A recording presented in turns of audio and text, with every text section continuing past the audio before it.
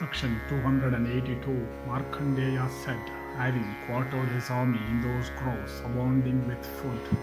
and water, and with fruits and roots, the descendant of Kakutshtha began to watch over them with care. Ravana, on the other hand, planted in his city many appliances constructed according to the rules of military science, and his city naturally impregnable on account of its strong ramparts and gateways, had 7 trenches that were deep and full of water to the brim, and that abounded with fishes and sharks and alligators, made more impregnable still by means of pointed stakes of Kadira wood,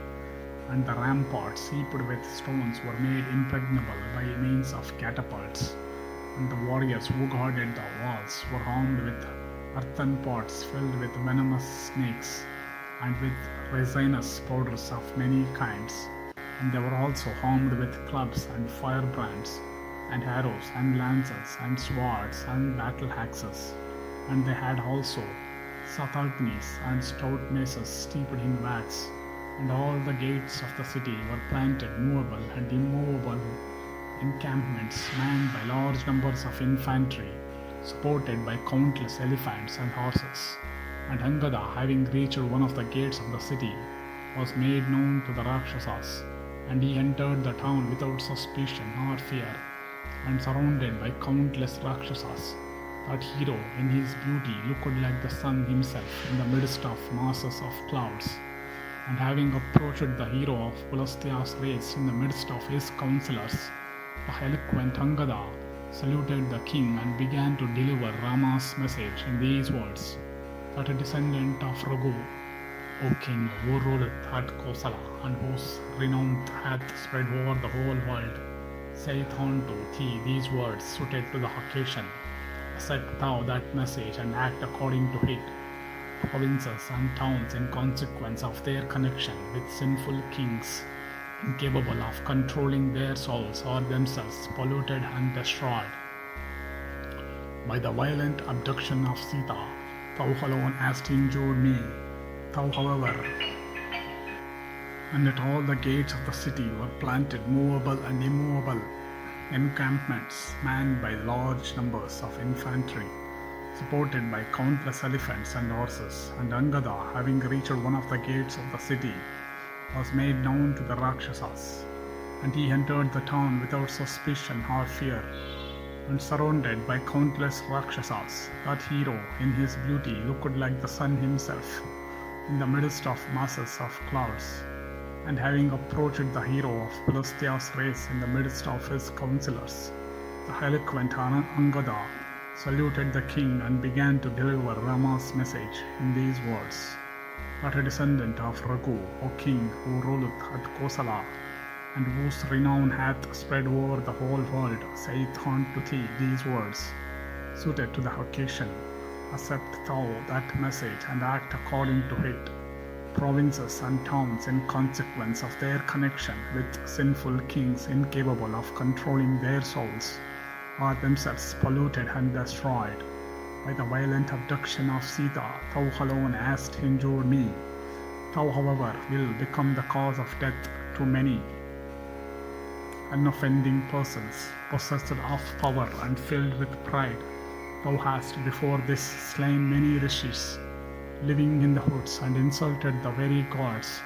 Thou hast slain also many great kings and many weeping women.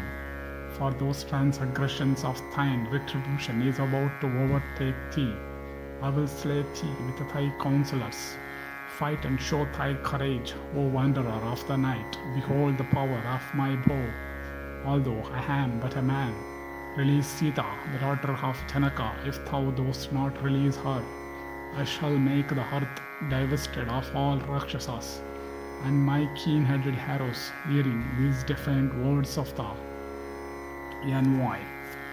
King Ravana, bore them ill, becoming senseless with wrath, and thereupon 4 Rakshasas, killed in reading every sigh of their master, seized Angada like 4 hawks seizing a tiger.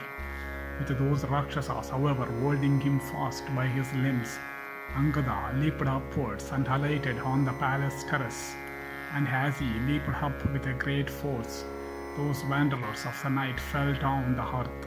and bruised by the violence of the fall, had their ribs broken. And from the golden terrace on which he had alighted, he took a downward leap, and overleaping the walls of Lanka, he alighted to where his comrades were, and approaching the presence of the Lord of Kosala, and informing him of everything, the monkey Angada, endued with great energy, retired to refresh himself, dismissed with due respect by Rama. The descendant of Raghu then caused the ramparts of Lanka to be broken down by a united attack of all those monkeys endued with the speed of the wind.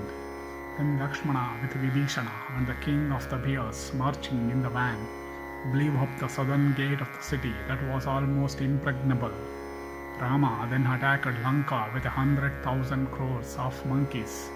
all possessed of great skill in battle, and endued with reddish complexions like those of young camels,